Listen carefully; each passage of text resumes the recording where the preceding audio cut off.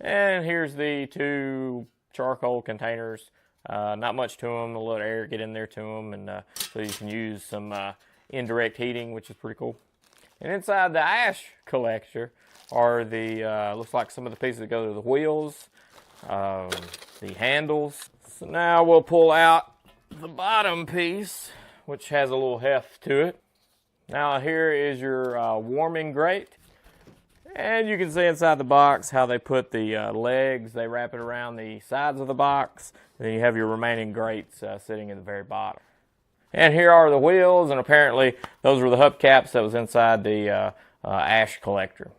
And this little triangle thing is the kind of, I guess, brace thing that keeps the legs together and apart toward the bottom.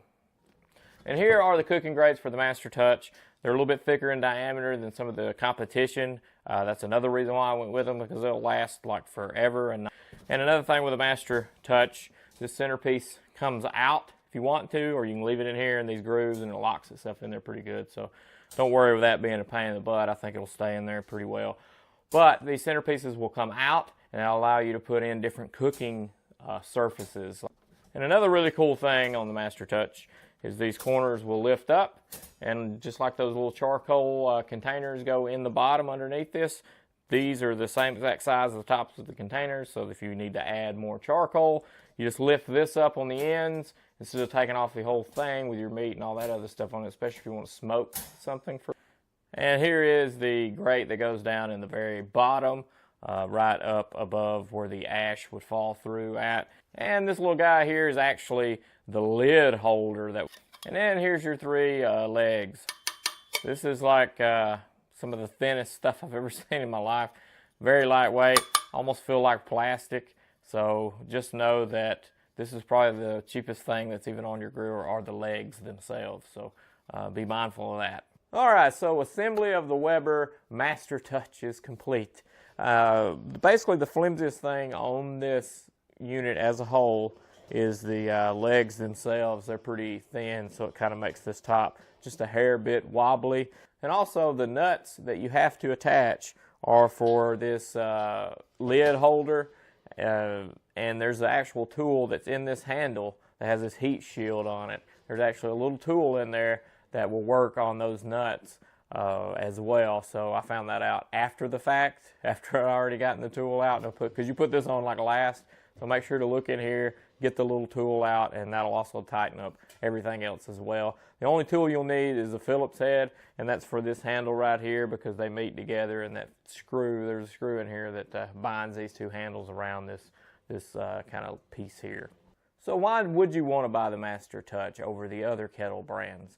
Well, for me, I really liked the lid holder. Now the lid holder works, you just pretty much take it, slightly raise it just a touch, and then roll it back. And these little plastic round pieces here is what this will hinge on. You can take it off if you want, but you don't really have to pick the thing up. You can just kind of go like that, and it rolls back. I also like that it comes with the charcoal holders in the bottom, so I can use indirect heating to cook with. That's a big deal if you're cooking with steaks even, because a lot of times you want to use direct for a few minutes on each side to sear, pull them off, cook them indirectly. That also works with a ton of other things. If you want to create a heat shield, you can put these two trays on either side of the grill and just run a piece of aluminum foil in front of each piece. Put your whole chicken in the middle or something, and you can cook it completely indirectly and throw some big chunks of wood in there with the charcoal, and you can actually smoke it as well. So those are alternative ways to cook, and I felt like that this gives me all the range of cooking that I would want with a charcoal grill. It also comes with a Weber temperature gauge up on the top, a heat shield at the handle to pull the lid off. There's also a plastic piece here on this handle of this little hatch here that you'll move to adjust the temperature with.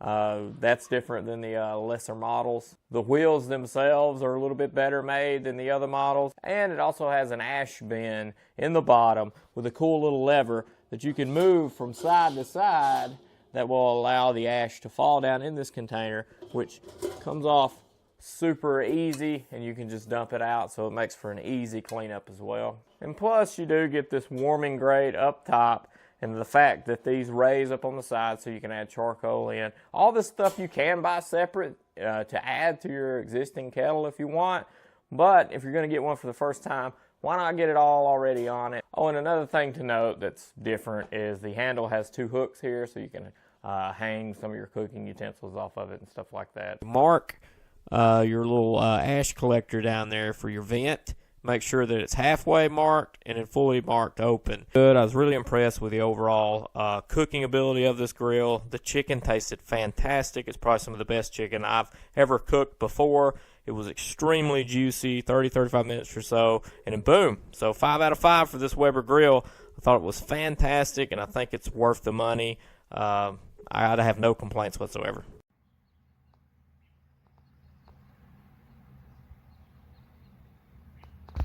And there's no holes in the side of the barbecue.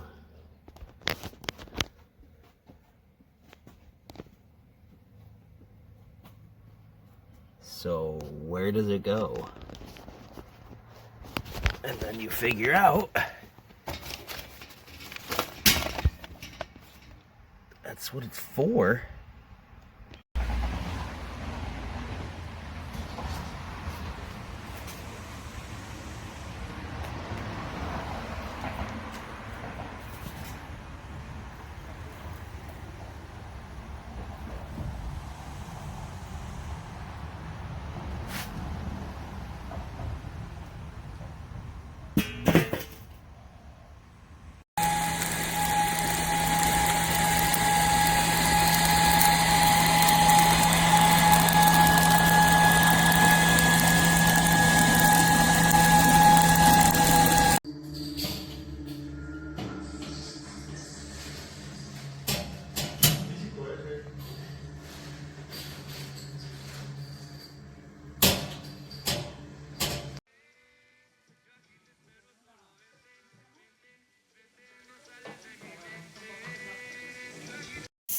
Oh, ho, ho, ho, ho, ho, ho.